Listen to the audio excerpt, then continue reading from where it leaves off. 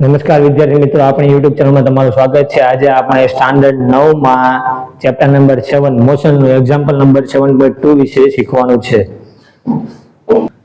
Example number 7.2 The odometer of the car read 2000 km at the start of the trip and 2400 km at the end of the trip।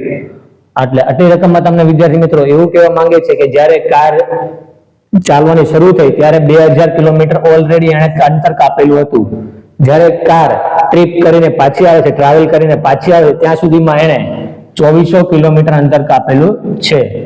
If their trip took 8 hours, તો આ trip માટે એને કેટલો 8 કલાકનો સમય લીધેલો છે। Calculate the average speed of the car in the kilometre પ્રતિ અવર્સ એન્ડ મીટર પ્રતિ સેકન્ડ। તો આને તમારે એવરેજ સ્પીડ તમારે ગોતવાની છે। એવરેજ સ્પીડ કિલોમીટર પ્રતિ અવર્સમાં પણ અને મીટર પ્રતિ સેકન્ડમાં પણ આપણે ગોતવાની છે।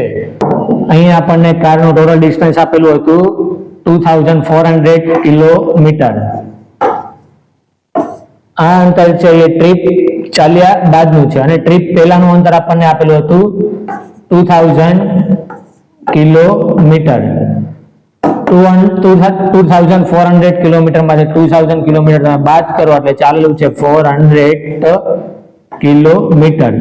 આટલું ટ્રાવેલ્સ કરેલું છે કાર દ્વારા અને આ ટ્રાવેલ્સ ને આપણે કહીશું ડિસ્ટન્સ। ટોટલ ટાઈમ આપણને આપેલો છે, ડિસ્ટન્સ કાપવા માટેનો આપણને ટોટલ ટાઈમ આપેલો છે 8 અવર્સ। તો અહીંયા આપણે એવરેજ સ્પીડ નું આપણી પાસે ઇક્વેશન આપણને આપેલું છે તો VAV is equal to total distance upon total time।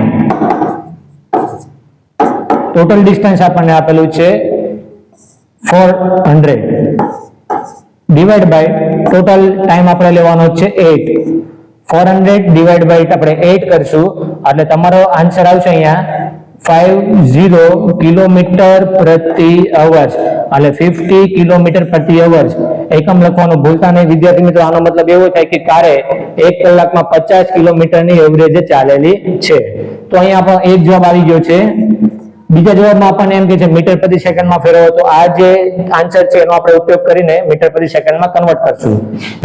એટલે કે એવરેજ સ્પીડ આપણને આપેલી છે 50 કિલોમીટર પ્રતિ અવર્સ। કિલોમીટરને આપણે મીટરમાં ફેરવવા માટે એને આપણે ગુણવું પડશે 1000 વડે। નીચે અવર્સ છે, અવર્સને આપણે સેકન્ડમાં ફેરવવા માટે આપણે એને ગુણવું પડશે 3600 વડે। અહીંયા મીંડા ઉપર નીચે ઉડશે તો આપણે જે ભાગ ઉડતા ઉડાડવાના। 5 into 100 divided by 36।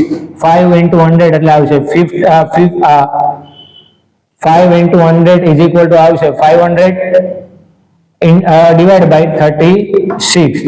આનો તમારે ભાગાકાર કરશો એટલે તમારો જવાબ તમને મળશે, એ મળશે તમને મીટર પ્રતિ સેકન્ડમાં। મીટર પ્રતિ સેકન્ડમાં જે આપણને માંગેલું છે, અથવા તમે એનો એકમ મીટર ઇન્ટુ સેકન્ડ ઇનવર્સ પણ લખી શકો। બંને એકમ તમારા સાચા પડશે।